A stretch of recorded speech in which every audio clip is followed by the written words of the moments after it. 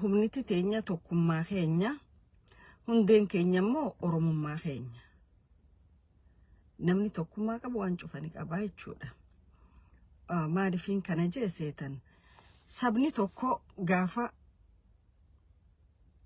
banaan hedduun gaabbiin hedduun keessa jiraatu rakkoo isa keessa jirtu gaafa furatuu dadhabu garaagarummaa isa jirtu gaafa dhiphisuu dadhabu ilaalcha siyaasaa hedduu isaan umma tokko jidduu jirtu gaafa keessummeessuu dadhabu maal taha hantuutaatu leenca laallataa jechuudha. Adurreetu qeeransa laallataa jechuudha.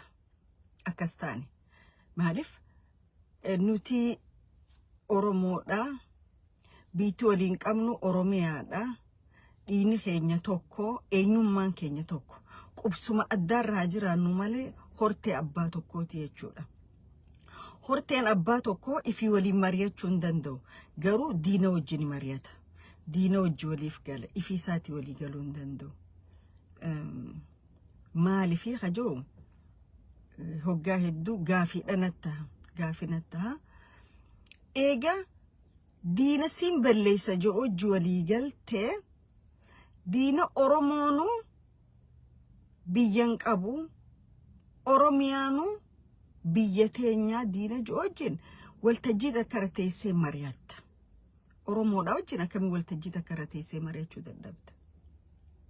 Yoom Oromoo keessatti garaagarummaan yaadaa kabajama. An dirqitti yaada nama biraa fudhachuu narra hin jiraatu. Yaadaan qaba jechuudha. Garuu yaada nama sanii keessaa yaada naa ta'u yoo jiraataniin fudhadha.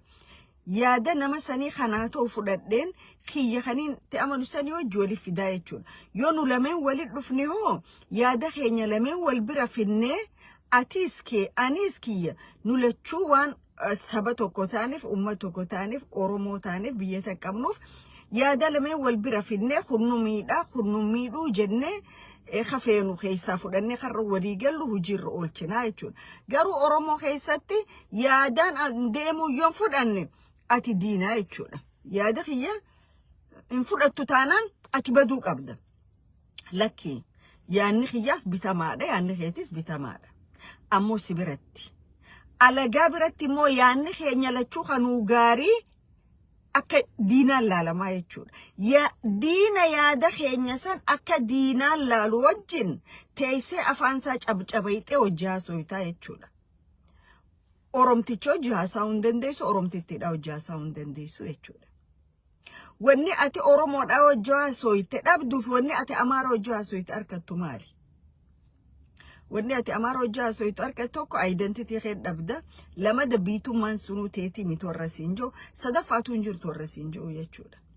Ka Oromoo kunoo let it be anybody angoodha kanarratti namni ka siyaasaa dalaguuf angoo siyaasaa dhuunfachuudhaaf. Angoo siyaasaa kanarratti compromise walii godhanii wajji wal mari'atanii taa'anii amma kunoo it is good thing akkamma abaa ofii kaafaa'oon opidiyoon gawaan dabrarraan bartu isiin hin xaharamtu akkamma abaa ofii kaafaa'oon xalayaa barreessanii rakkoo Oromiyaa keessa jirtuuf hatattamaan marii godhuu qabnaa ka ja'an kun silaa amma opidiyoon nama mataa qabutee nama sammuu qabutee yaada eebbifamaa akkasiisan fuutee rakkoo Oromiyaa keessa jiru furmaata kanniti jechuudha. Maaliif opidiyoo tanaatu opidiyoo makalee Tigreedhaa hojii turte jechuudha. Tigrumaa bakka irraa kee opidiyoon dhuftee malee jijjiiramni dhufe hin jiru jechuudha. Because jijjiiramni keenya bakka itti hijaak ta'e qabaa jechuudha. Bakka itti kufe qabaa jechuudha. Amma akkana kufee yoo dubbanne qiyaaman nama buutu hedduudha jechuudha. Hedduudha jechuudha. Garuu namni dogoggora kalee dalagerraayi arra waa bara dogoggora kalee godhe dogoggora akka kalee sanitti kaan hin deebine arra maaliin godhuu qabaa jeettu dogoggora san caalu seenaa jiru jechuudha. Dogoggora san caalu seenaa jiru. Maaliifin kana kaasuu barbaade amma naannawa baha Oromiyaa waan deemu jiru ni agartan waa'ee saaminsa lafaa cabinsa daangaa odoon ta'in saaminsa lafaatti deemaa jira jechuudha. Saaminsi lafaa kun bifa lamaan deemu jira. Tokko karaa Ogaadeniin deemu jira, tokko karaa Eessaatiin deemu jira. Warri lameen dhiiga namaa gannequu deemus warra lameen kanaa jechuudha. Warri hullachuu ammoo qaama Oromoo politishaan Oromoo aktivistoota Oromooti hojii ala kana hojjetanii jechuudha. Ka akkam fa'a akka kunoo gurbaa Ismaa'il Dr. Ismaa'il jedhu ka warra Isaa ka miidiyaa Amaaraatti irra deemee faannoon jabaachuu qabdu jedhu kaanoo ka akkami kakka Feesar Rooblee ka warra Ogaadeen kana ka Oromoonu baroota kana keessa naannawa kanan turree jedhu kanneen hojii qabsoo godhaniiti ana mirga kiyyanaa kabachiisanii jechuudha. Dura warroonni garii mirga Oromoo kabachiisu dura mirga mataa keessanii kabachiisa. Kabajaa mataa keessanii qabaadhaa dura. Namni dura mirga mataasaa kabajeeti mirga saba Oromoo kabajaa jechuudha. Warra arrallee Oromoo rakkoo fidaa jiru. How are you going to solve it? Amma warra kan wajji hojjettan. Okay. Warri Ogaadeen ilaa haga mi'eessoo gaafatan warri amma xixiqqoon oriituta ka ta'ii seettu kuno haga eessa deemu jirtu isinis akkamitti simachuu deemtan kana mooka Ogaadeen gaafates kannitanii kan kannees kannitanii isin akkuma waan ta'uu barbaadamu maali akkami wajji ummata Oromootiif waan ifa gootaniin qabdanii jechuudha. Maqaa Oromoo qabattanii kaampii diinaa keessa yaatan ummata Oromootiif garuu wanni takka wanni isin himtaniin jiru jechuudha. Hagam takka akka ummata Oromoo tuffattan nama agarsiisa. Hagam takka garuu namni sabaafiin qabsaa'oo jedhu onnee dhawata saba isaa dhaggeeffata. Waan sabni isaa yaadu dhaggeeffata. Yoon kana godhe sabni kiyyana aaraaja isin sabumaa tuffattan walii galatti. Saba Oromootiin ati eenyu jechuun jirtanii jechuudha. Okay. Nama saba kanaaf kabajaa qabaateetu waan sabni kun jedhu dhagaya.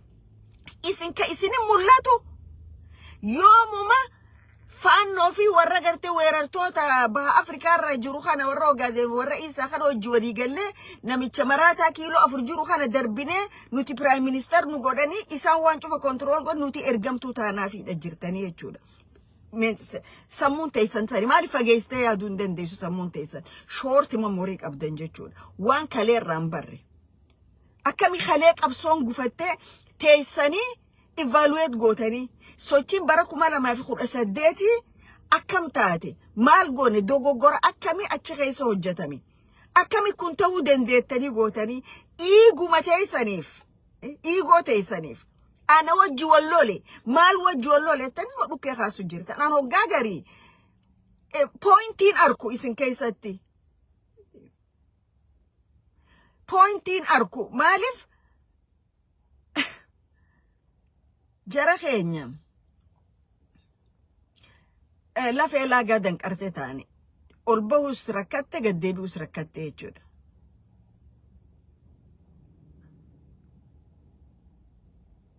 So mee if dhaggeeffadha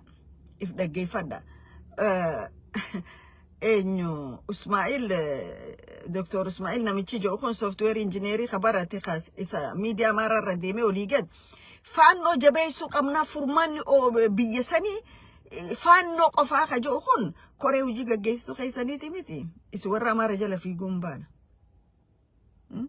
Yoom faannoon shiftaan maafiyaan durriyyeen kilili Amaaraa keessa ijaaramte yoom biyya saniif furmaata taate. Because ilaalchi warri kun qaban tuffii Oromoof qabanirraa nuufi Amaara qofaatu jiraachaa ture biyya san keessa aja warri gaara gurraachaa gabbu'ee ganda keenya dhufee qubate kun jechuudha. Okay. Warri heera keenya qabannaa kitaaba heer Isee jedhan. Kitaaba heer Isee kana keessatti Oromoon dhagaa bu'uuraa kaayuu fi malee kitaaba san keessa waan jiru gartanii. Kitaaba san keessatti Oromiyaa bahaa keessa magaalota meeqa teenya janii kileem godhan. Heer Isee san keessatti. Laaltanii heer Isee san. Heer Isee san Oromiyaan bahangi tokko akka jirutti isa kileem godheeti Oromiyaa dhiyaa hanga jiru Harargee dhiyaa hanga jiru. Ogaadeen kileem godhee miti. Heera mabaafatan kana keessa heera UNESCOtu kana mirkaneessaa fida achi booda isinii mirkaneessinaa akka Hawaashii gatteessan ta'ee jira. Jan UNESCO keeti biyya namaa daangaa qabdu fuudhee isa kana warri kun Ameerikaanuu teenya UNESCO fidaanuun jettee jedhanii amma Minnesota tana ukileem godhuun oolan maybe isaanitti ta'anii Oromoodha populationiin guddaadha maaliif qalbiin qaban waan ta'eef bakkuma deeman cufa teenya jedhanii jechuudha. Kana maaliifin kaasuu barbaade dhihoo tana walgahiilee warri kun ofu jiran agartan dura dirree dhawaa keessa godhanii dirree dhawaa san agartan waan isaan godhan dirree dhawaa san alaabaa isaanii fidanii ummata seera hin beekne seera addunyaan beekne ta'u amma biyyaan jiru tanatti alaabaa tiyyaniin qaba alaabaa Oromooti garuu alaabaa Oromooti fi alaabaa Ameerikaas wal biraan qaba jechuudha wal biraan qaba boos mana kee duratti immoo yoo fannifte mana kiyya dura yoo fannise ta Oromoo qofa fannisuu hin danda'u ta Ameerikaas cinaan fannisuudhaan qaba jechuudha because biyyaan an keessa jiruutu sanii tana waan taateef jechuudha garuu jarri kun gaafa seera isaanii dirree dhagaa bu'uuraa dhagaa abaarsa qabu tokko kafasaadaan keessa guutte achi kaayyatan alaabaan Jabuutitti nafne kiintaala meeqaan galchaniiti hiraa turanii jechuudha dirree dhawaa keessa akka dirreen dhawaa guyyuma sanirraa jalqabdee tasaanii taateetti jechuudha. Garuu Oromoodhaaf maaliin quudhe'anii Oromoon obsa qabaachuu isaatiin arge. Obsa qaba. Which is obsa qabaachuun gaariidha. Amma durriyoota Jabuutiif bakka adda addaatii ganna fidanii ganneqanii Adam Faarahii fi Mustafa Akjarii fideechi ganneqee silaa hoggaas Oromoon kaatee waan qabduun dura dhaabbatte waan dhufu asumarraa tilmaamuu dandeessanii jechuudha. Maaliif wanni dirree dhawaatiin bulcheettu tunis takka Ibrahim Yusuf tun dabbalulee isaaniiti. Ibrahim Yusuf jechuun nama jarri kun akkaawuntii isaa keessa maallaqa guddaa nequufii jechuudha. Minisootaan jaa. Dirree dhawaa keessatti Oromoo maayinooritii godhuudhaaf lafa akka jirutti jara kana gurguruudhaaf warra ganna shanan jaan dabre kanarra dalagaa ture jechuudha. Inni ni arkattatis Ibrahim Yusuf waan facaafattee dachatti arkachuu teessaa jechuudha. Dachatti. Because kaameeraan Oromoodha isin cufarra hidhamee jira isin waan qabdan malee. Bakka isin seentan waan akkaawuntii ta'isan seenu akkana kaameeraan gubbaa dhaabbatee jira jechuudha. Okay? So, jarri kun gaafa san godhan mirkaneeffanne madirreen dhawaa Soomaaliiti ta'iisaati mirkanooyte jedhanii kara biraa kutan jechuudha. Kara biyya abbaa qabdi miti Zeeyilaa dhaqanii waan itti walitti hin jiran ilaa guyyaa irraanii agartanii jechuudha. Zeeyilaa keessa isa daangaa keenya dabree cabsee dhufee seera gartee biyya namaa itti saaman sanuu seera san keessa seera waan rabbi hojii waliin nama buusu kitaaba kana fiddanii asnuma hin dhufne biitti tun abbaa qabdii jedhanii humna hidhate Somaalilaand irraa fidanii daangaarra ganneqanii jechuudha. Mee tokko kan dhiiratee kaas bahulaallaa jedhan jechuudha. Maaliif mi'aa biyyaa beekan jechuudha. Fuudhanii biyya isaanii nama biraatiif hin kennanii jechuudha. Arraga ugaasa gurbaan jedhan dabballeen Abdii Ilee kature san ugaas Mustafeen baanan. Ugaas Mustafaas right hand of Abdii Ilee. Buqqe'iinsa Oromoo ona jaarsoo keessatti nama miliyoonaa ol tokko harka keessaa qabu isaa jechuudha. Namichi kun irraa isa jira Jabuutiidha jira jechuudha. Maaliif Jabuutiidha? Because istirateejii isaan lafa kaayyatan maal godhu akka qaban achitti advice wal godhan jechuudha. Naannawa sanitti. Kana keessa shoora guddaa katabachaa jiru baqataa Oromoon Keeniyaa irraa fiddee Angoorra keessa kana Mustafee Akjar kajan kana kakillili shan bulchu. Maaliif daangaan Oromiyaa bahaa ona jaarsoo hangam takka akka deemu jiru agartanii jirtanii. Gaara dhaabbatu yoo lafti dirreen jiraatte manneen qorqorroo irra jaaraa jedhameeti itti himame jechuudha. Akka saree maraattee gaaran Oromoo cufa keessa yaanii naannawa sanii qorqorroo shara maal jaaraa jiran. Eenyuuf jaaruu jiran.